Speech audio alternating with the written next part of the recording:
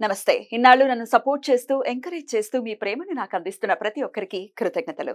అలాగే ఈ వీడియో కూడా ఖచ్చితంగా మీకు ఉపయోగపడుతుంది. లైక్, షేర్ అండ్ సబ్స్క్రైబ్ చేసి మీ సపోర్ట్‌ని నాకు అందించండి. అలాగే ఈ వీడియో పట్ల మీకున్న అభిప్రాయాన్ని కామెంట్ సెక్షన్‌లో కామెంట్ చేసి తెలియజేయండి. ఇప్పుడు వీడియోని చూద్దాం. నమస్తే, వెల్కమ్ టు అవర్ ఛానల్. నేను పద్మిని. ప్రస్తుతంతో పాటు astrologer, tarot card reader and crystal healer Anupama గారు ఉన్నారు. మాట్లాడదాం. అనుపమ గారు నమస్తే అండి. నమస్తే పద్మిని గారు. ఎలా ఉన్నారు అనుపమ గారు? బాగున్నానండి, థ్యాంక్ యూ. ఫైన్. అనుపమ గారు, పంచగ్రహ కూటమి, ఆ కూటంలోనే ఉన్నాం ఇప్పుడు. ఆల్రెడీ పంచగ్రహ కూటంలోనే ఉన్నాము. చాలా మంది చెప్పేది ఏంటి అంటే పంచగ్రహ కూటమి 5th and 6th వస్తుంది అని అంటున్నారు, విచ్ ఇస్ నాట్ కరెక్ట్. షష్టగ్రహ కూటమి అప్పుడు జరగబోతోంది. బట్ ఇప్పుడు ప్రెసెంట్ మాత్రం ఎప్పటి వరకు ఉందండి పంచగ్రహ కూటమి? 5th మనకి పంచగ్రహ కూటమి 15th వరకు ఉంటదండి. సో జూన్ 15th వరకు పంచగ్రహ కూటమిలోనే ఉంటాం మనం. రైట్. అసలు ఈ పంచగ్రహ కూటమి ఏ గ్రహాల ద్వారా ఏర్పడుతోంది? అలాగే షష్టగ్రహం అంటే 6 గ్రహాలు, మరి ఆ షష్టగ్రహ కూటమి ఎప్పుడు ఏర్పడుతోంది? ఏంటి దీనివల్ల? అంటే గ్లోబల్ గా ఏమైనా ఇంపాక్ట్స్ ఉంటాయా? పర్సనల్, ఇండివిజువల్ గా మన లైఫ్స్ లో కూడా ఏమైనా ఇంపాక్ట్ ఉంటుందా? What is your analysis Anupama గారు? షష్టగ్రహ కూటమి అయితే మనకి రేపు ఆల్రెడీ జూన్ 1st కి యురేనస్, మనం చాలా మంది నెగ్లెక్ట్ చేస్తారండి. వేదిక్ ఆస్ట్రాలజర్స్ యురేనస్ ని కన్సిడర్ చేయరు, వెస్టర్న్ లో కన్సిడర్ చేస్తారు.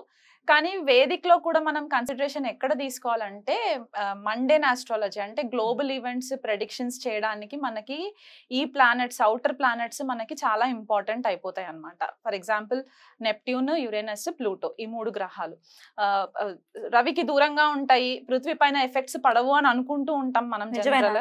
లేదండి, పడతాయి. డెఫినెట్లీ పడతాయి.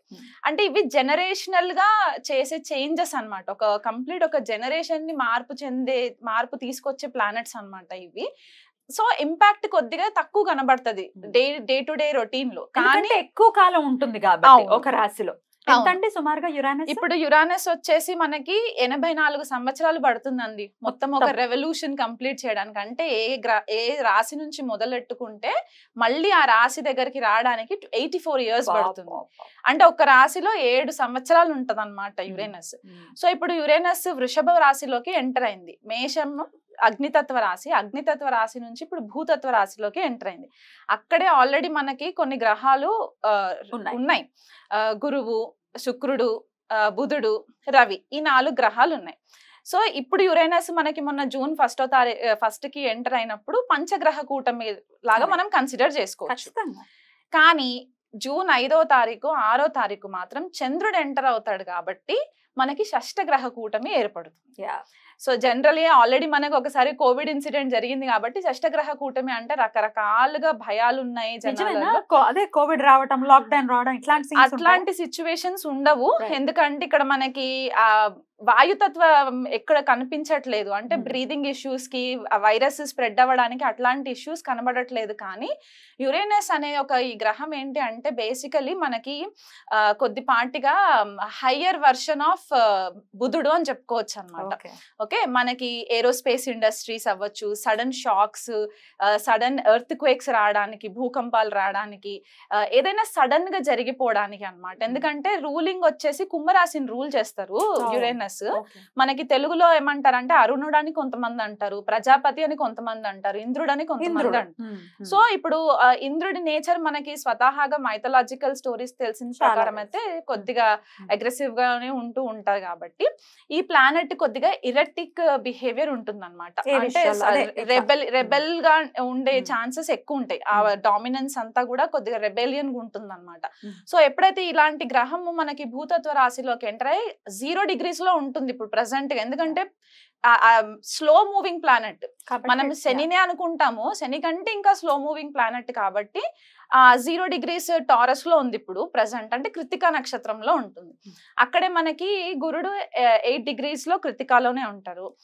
బుధుడు కూడా మనకి ఇంచుమించు 3 degrees 4 degrees 7 degrees ఉంది. 7 degrees బుధుడు మనకి కృత్తికాలో ఉంటారు. రోహిణిలో రవి అండ్ శుక్రుడు 20-21 degrees క్లోజ్ కంజంక్షన్స్ లో ఉంటాయి.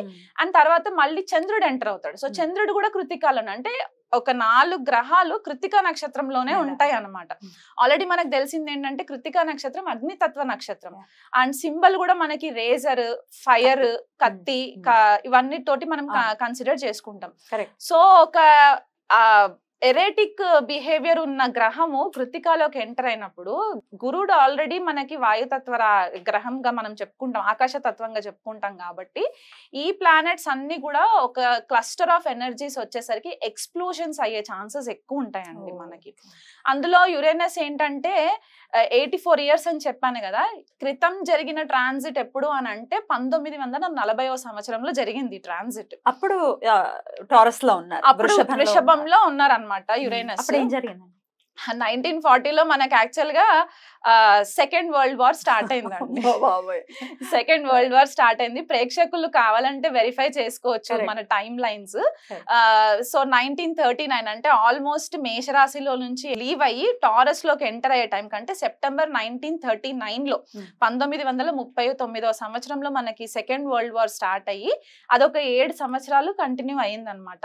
సో 46 వరకు మనకి అది కంటిన్యూయేషన్ లోకి వచ్చి అప్పుడు మనకి సెకండ్ వరల్డ్ వార్ మొత్తం ఒక పీస్ లెవెల్లోకి వచ్చింది.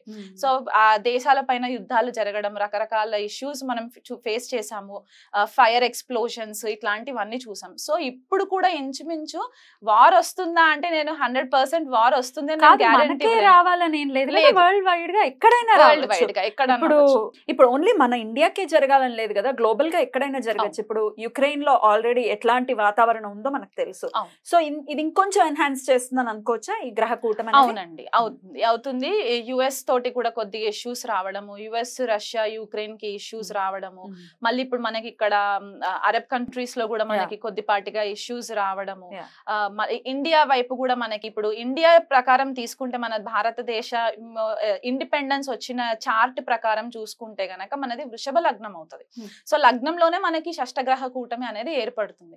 ఈ రిజల్ట్ మనకి ఆ రోజే కనిపిస్తుందా అంటే ఆ రోజు కనిపించక్కర్లేదు. ఇది ఒక ప్రాసెస్, స్లో మూవింగ్ ప్రాసెస్ కాబట్టి it will take some time అన్నమాట. ఆ మొత్తం ఎనర్జీస్ అంతా కల్మినేట్ అయ్యి మనకు ఒక ఎండ్ రిజల్ట్ రావడానికి. కాకపోతే ఇక్కడ మనకి ఇంటర్నేషనల్ లెవెల్లో కూడా మనకి కొద్దిపాటిగా ఇప్పటి వరకు ఏదైతే మనకి ఆ ఫ్రీనెస్ ఉండిందో in terms of international leaders తోటి మనకి కమ్యూనికేషన్స్ అవ్వచ్చు, లేకపోతే మనకి వాళ్ళతో ఉన్న ఫ్రెండ్షిప్స్ అవ్వచ్చు, కొద్దిపాటిగా డిస్టర్బ్ అయ్యే ఛాన్సెస్ ఉంటాయండి. మన నేషనల్ లీడర్స్ కి కూడా కొద్దిపాటిగా థ్రెట్ ఉండే ఛాన్సెస్ కూడా ఉన్నాయి రాజకీయ నాయకులకి. అండ్ మనకి ఇంకొకటి ఏంటి అంటే ఇప్పుడు ఇండియా చార్ట్ అని చెప్పేసి అనుకున్నాం కాబట్టి మనకి నార్త్ లో ఎక్కువ ఇది చూసుకుంటే భూకంపాలు వచ్చే ఛాన్సెస్ మనకి నార్త్ లో ఎక్కువ కనబడుతూ ఉంటాయి. సో ఈ గ్రహాలన్నీ వీక్షణ మనకి వృశ్చిక రాశి పైన పడుతుంది. ఇప్పుడు అందరి కళ్ళంతా వృశ్చిక రాశి పైన ఉంటుంది అనమాట. ఎందుకు అంటే ఈ షష్టగ్రహాలన్నీ కూడా 7th ఆస్పెక్ట్ వృశ్చిక రాశి పైన పడుతుంది. కుజుడు ఆల్రెడీ మేషరాశిలోకి ఎంటర్ అయ్యి మేషరాశి నుంచి 8వ ఆస్పెక్ట్ వృశ్చిక రాశి పైన పడుతుంది. రాహు 9వ దృష్టి మనకి వృశ్చిక రాశి పైన పడుతుంది. అండ్ ఇక్కడ కుజుడు ఆల్రెడీ శని వీక్షణలోనే ఉన్నారు. సో మొత్తం 9 గ్రహాలు వృశ్చిక రాశి పైన పడుతుంది చూపు. అండ్ షష్టగ్రహ కూటమి మాత్రం వృషభ రాశిలో జరుగుతుంది. సో మన లైఫ్ లో ఎట్లాంటి ఈవెంట్స్ అంటే మనకి వృషభ రాశికి సంబంధించిన కారకత్వాలు వృశ్చిక రాశికి సంబంధించిన కారకత్వాలు ఎఫెక్ట్ అయ్యే ఛాన్సెస్ ఉంటాయి. సో మనకి నార్త్ ఇండియాలో భూకంపాలు వచ్చే సంఘటనలు, సౌత్ ఇండియాకి వచ్చేసరికి ఎస్పెషల్లీ తెలుగు రాష్ట్రాలు, తమిళనాడు, కర్ణాటక, కేరళ ఇటువైపు ఫ్లడ్స్ వచ్చే ఛాన్సెస్ ఎక్కువ ఉంటాయి. వర్షాలు, సునామీస్, సైక్లోన్ ఎఫెక్ట్స్, దానివల్ల కొద్దిగా జన నష్టము. అండ్ మనకి ఇంకొకటి ఏంటంటే మనకి టారస్ వృషభ రాశి మనకి అగ్రికల్చర్ కి కూడా సంబంధించింది. అంటే పంటలు, పాడి పంటలు ఇవన్నిటికీ కూడా మనకి ఫుడ్ రిసోర్సెస్ కాబట్టి అక్కడ పంట నష్టం కొద్దిగా జరగడం, వర్షాల వల్ల బీభత్సమైన వర్షాల వల్ల కొద్దిగా పంట నష్టం జరగడము. అండ్ టారస్ మనకి ఫైనాన్షియల్ రిజర్వ్స్ కూడా కదా. సో ఫైనాన్షియల్ గా కూడా మనకి కొద్దిపాటిగా డిస్టర్బెన్సెస్ రావడము, సడన్ చేంజెస్ రావడము, గ్లోబల్ అంటే మనకి ఇంటర్నేషనల్ లెవెల్ అండ్ మనకి నేషనల్ లెవెల్లో కూడా ఫైనాన్షియల్ రీస్ట్రక్చరింగ్ జరిగే ఛాన్సెస్ ఈ షష్టగ్రహ కూటమి ఎఫెక్ట్స్ వల్ల జరిగే ఛాన్సెస్ ఉన్నాయి. అండ్ అది కాకుండా స్పెసిఫిక్ గా ఇది ఎవరికి ఎక్కువ వర్తిస్తుంది అంటే ఇండివిజువల్ హారోస్కోప్స్ లో కూడా సడన్ గా ఫైనాన్షియల్ రిసెంట్మెంట్ రావడము. అండ్ ఇంకొకటి ఏంటి అంటే స్టాక్స్ లో ఇన్వెస్ట్మెంట్స్ చేస్తూ ఉంటారు కొంతమంది. స్టాక్స్ లో సడన్ గా లాసెస్ ఫేస్ చేయడము, ఒక కన్ఫ్యూజన్ కైండ్ ఆఫ్ ఎనర్జీస్ మనకి కనబడతాయండి ఈ షష్టగ్రహ కూటమి ఎఫెక్ట్స్ వల్ల. ఎన్నాళ్ళు ఉండొచ్చు ఈ ఇంపాక్ట్స్ అంతా కూడా? ఈ షష్టగ్రహ కూటమి అయితే మనకి 2 రోజులు ఉంటుంది. జూన్ 5. పంచగ్రహం అయితే మనకి జూలై 15వ తారీఖు వరకు ఉంటుంది. అంటే రవి మనకి వృషభ రాశిలో నుంచి మిథునంలోకి వచ్చేయాలి, తర్వాత శుక్రుడు కూడా మిథునంలోకి వచ్చేస్తారు, అప్పుడు బుధుడు కూడా వచ్చేస్తాడు. కాబట్టి ఇంకా లాస్ట్ మిగిలిన గ్రహాలు ఏంటి అంటే గురుడు అండ్ యురేనస్ 2 కలిసి ఉంటాయి. కాబట్టి ఇది మనకి long lasting effect. Next year కి మనకి కొద్దిపాటిగా డిస్టర్బెన్సెస్ ఇంకెక్కువ విట్నెస్ చేయడానికి ఉంటదండి. అది మనకి మండేన్ లెవెల్లో చెప్పుకునే అంశాలు అన్నమాట ఇవి. ఇండిపెండెన్స్ కి ఒకసారి చెప్పండి, ఏ రాశి వాళ్ళకి ఎలా ఉంటుంది అనేది ఒకసారి చెప్పండి. ఒకవేళ నెగటివ్ ఇంపాక్ట్స్ గనుక ఉంటే వాళ్ళు ఏం చేసుకోవచ్చు ఈ ఇంపాక్ట్ నుంచి బయటపడటానికి అనేది కూడా ఒక్కసారి.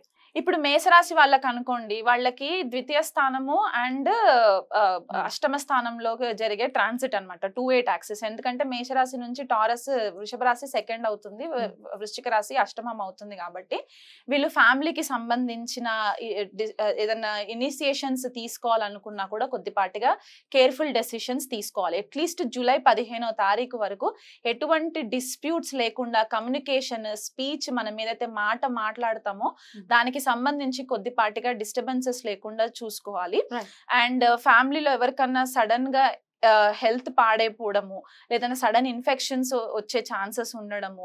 ఎందుకంటే మనకి వృశ్చిక రాశి లాంజివిటీ అంటే మనకు ఒక దీర్ఘాయుకి కారణము మనకి చూసుకుంటాం. కాబట్టి ఎవరైనా పెద్దవాళ్ళు ఇంట్లో ఉంటే వాళ్ళకి హెల్త్ పరంగా కూడా కొద్దిపాటిగా వీళ్ళకి డిస్టర్బెన్సెస్ వచ్చే ఛాన్సెస్ ఉంటాయి. డబ్బు అనవసరంగా ఖర్చు అయ్యే ఛాన్సెస్ కూడా ఉంటాయండి. ఎందుకంటే క్లస్టర్ ఆఫ్ ఎనర్జీస్ ఉన్నాయి కాబట్టి కొద్దిపాటిగా గ్రహ యుద్ధం జరిగే ఛాన్సెస్ కూడా ఉన్నాయి అక్కడ. అండ్ 2 గురుగ్రహాలు అక్కడ ట్రాప్ అయిపోయి ఉన్నారు కాబట్టి వాళ్ళకి ప్రాపర్ గైడెన్స్ కూడా రాకపోవచ్చు ఫ్యామిలీకి సంబంధించి. సో మెడికల్ గా మనకి కొద్దిగా డబ్బు ఖర్చు పెట్టడము స్కార్పియోలో. అండ్ ఏదైనా సీక్రెట్ ఇష్యూస్ ఏవైనా ఉంటే గనక మేషరాశి వాళ్ళకి సీక్రెట్ ఇష్యూస్ ఏవైనా ఉంటే అవి సడన్ గా బయటికి రావడము, అదొక స్కాండల్ లాగా బయటికి రావడం, ఎక్స్ప్లోర్ అవ్వడము, ఇట్లాంటివి జరిగే ఛాన్సెస్ ఉంటాయి.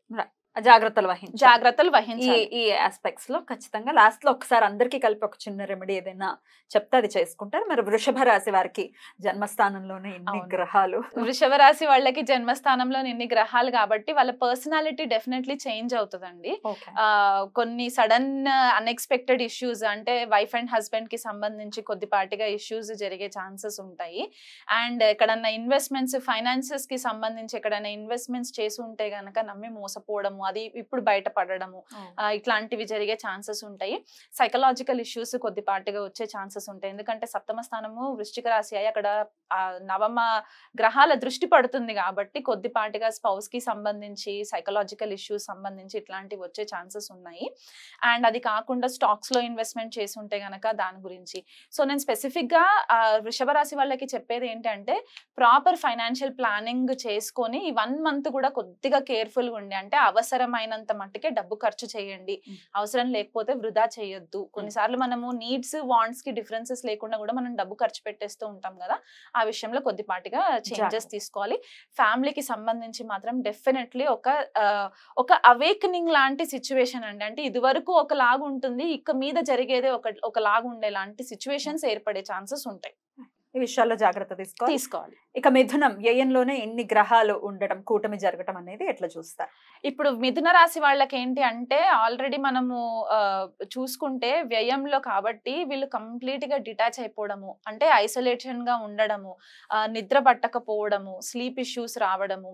ఎందుకంటే ఇన్ని గ్రహాలు ఒకటే దగ్గర ఉన్నప్పుడు చాలా అన్ఈజీనెస్, రెస్ట్లెస్నెస్ వచ్చేస్తుంది. ఆ రెస్ట్లెస్నెస్ ఎందువల్ల వస్తుందంటే ఆపోజిట్ సైన్ 6th హౌస్ అవుతుంది కాబట్టి వీళ్ళకి స్కార్పియో అవుతుంది కాబట్టి ఆఫీస్ లో గాసిప్స్, ఆఫీస్ పాలిటిక్స్, ఇవన్నీ కొద్దిపాటిగా ఇష్యూస్. ఏదైనా ఫీమేల్స్ తోటి కొద్దిపాటిగా వైరం వచ్చే ఛాన్సెస్ కూడా ఉంటాయి. అంటే ఇమ్మెచ్యూర్ డిస్కషన్స్ చేయడము, బుధుడు కూడా కలిసి ఉన్నాడు కదా శుక్రుడితో, సో కొద్దిపాటిగా మనకు అక్కడ ఆ డిస్టర్బెన్సెస్ కనబడడానికి కూడా ఛాన్సెస్ ఉంటాయి.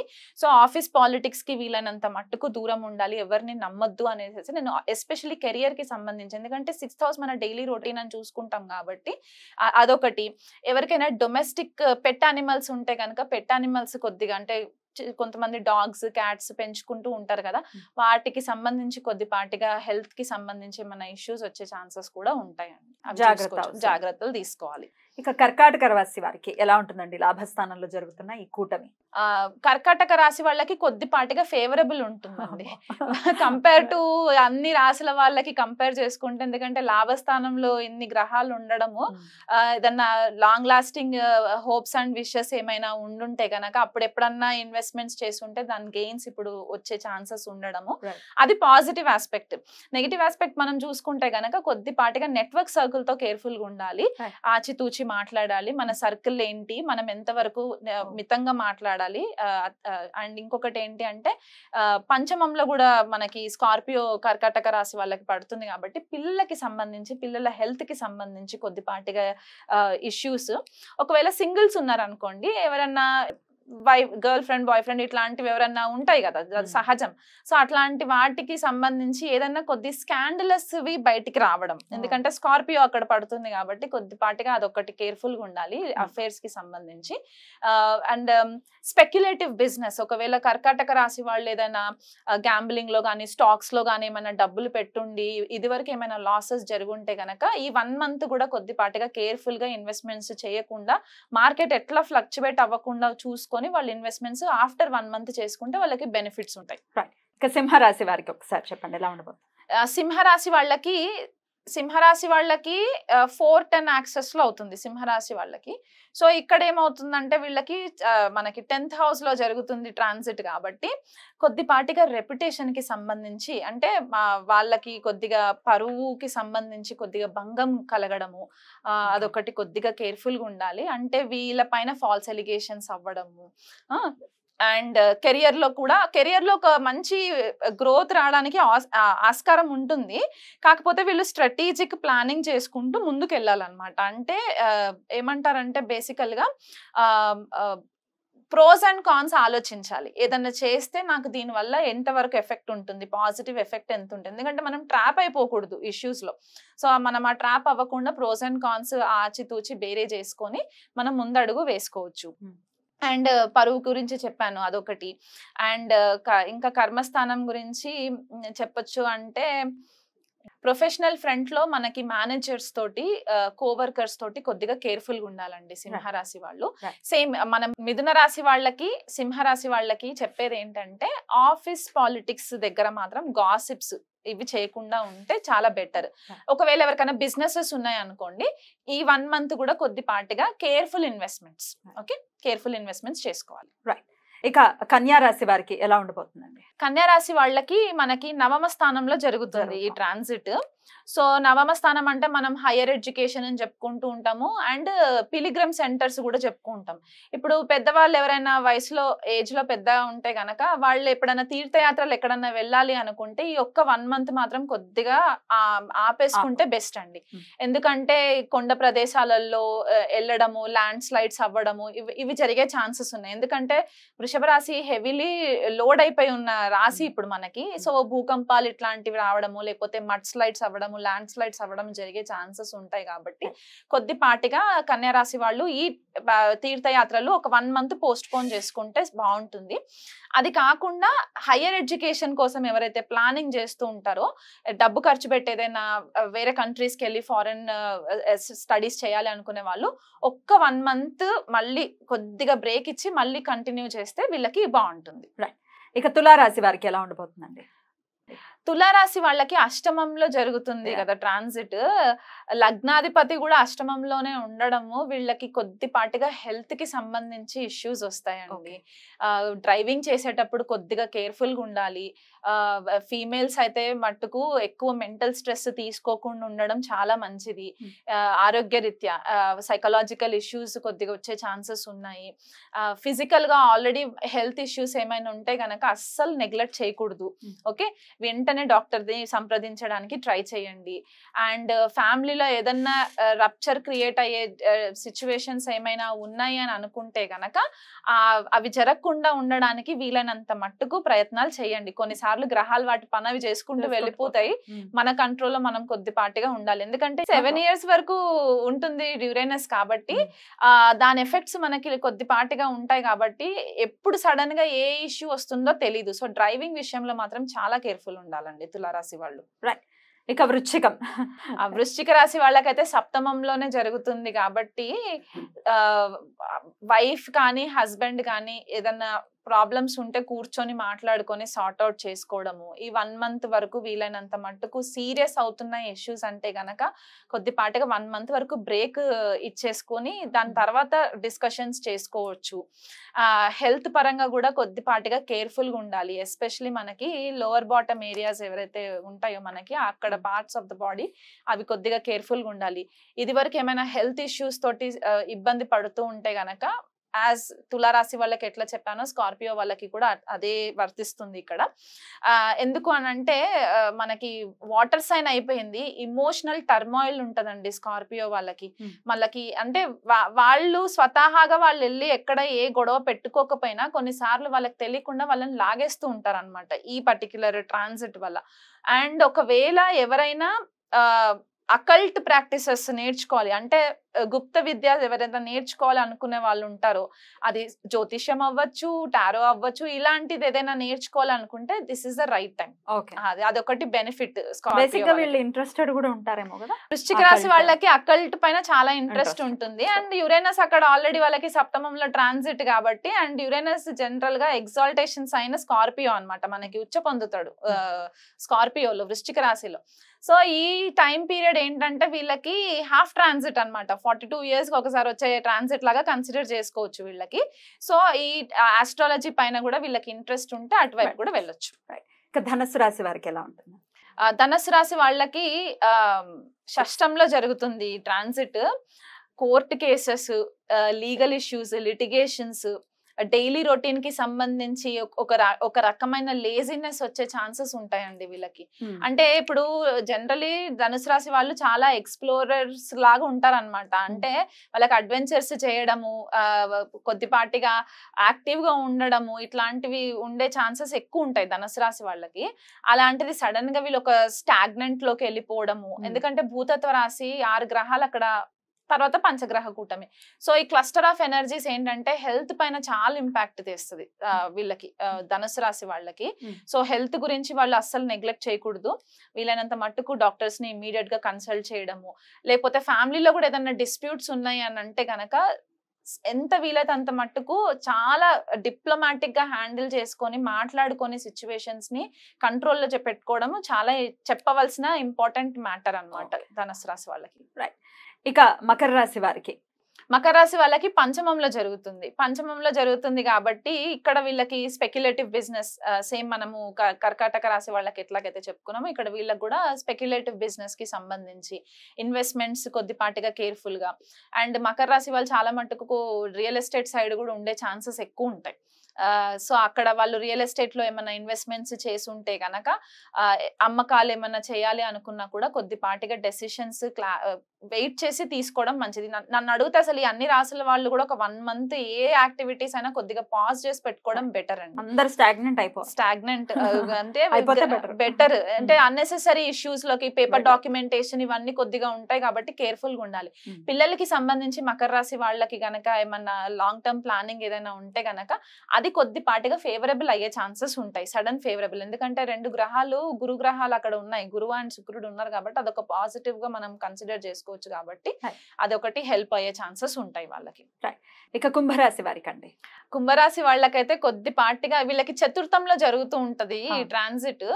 సో ఫస్ట్ ఏంటంటే డొమెస్టిక్ కి సంబంధించి పీస్, అంటే మెంటల్ పీస్ కొద్దిగా డిస్టర్బ్ అయ్యే ఛాన్సెస్ ఉంటాయి. ఇంటి వాతావరణ పరిస్థితులని బట్టి కొద్దిగా డిస్టర్బెన్సెస్ అయ్యే ఛాన్స్ ఉంటాయి. మదర్ హెల్త్ అండి, తల్లికి సంబంధించి హెల్త్ ఇష్యూస్ ఏమైనా సడన్ గా బయటికి రావడము, అంటే సడన్ గా ఎక్స్పోజ్ అవ్వడము, దానివల్ల వాళ్ళు కొద్దిగా మనస్తాపానికి గురవ్వడము, ఇదొకటి నెగిటివ్ ఆస్పెక్ట్. పాజిటివ్ అయితే గనక ఎవరైతే సైంటిఫిక్ ఫీల్డ్స్ లో ఉన్నారో, టెక్నాలజీ ఇటువైపు ఏఐ, ఆర్టిఫిషియల్ ఇంటెలిజెన్స్ ఇట్లాంటి వైపు ఎవరైతే ఉన్నారో వాళ్ళకి చాలా మంచి టైం అండి ఇది. ఎందుకంటే యురేనస్ రూలింగ్ సైనే అక్వేరియస్ కాబట్టి ఇక్కడ వీళ్ళకి చతుర్థంలో ఈ ట్రాన్సిట్ జరుగుతుంది కాబట్టి టెక్నికల్ స్టడీస్ పైన, సైంటిఫిక్ ఓరియంటెడ్ స్టడీస్, ఎవరైనా కొత్తగా కొత్తగా కాలేజ్ లో జాయిన్ అయ్యే వాళ్ళు ఉంటే గనక మంచి సబ్జెక్ట్స్ లోకి వాళ్ళు రాణించడము అది ఒక పాజిటివ్ ఎఫెక్ట్. ఫైనల్లీ మీనరాశి వారికి ఎలా ఉంటుంది? మీనరాశి వాళ్ళకి తృతీయంలో జరుగుతుంది ట్రాన్సిట్.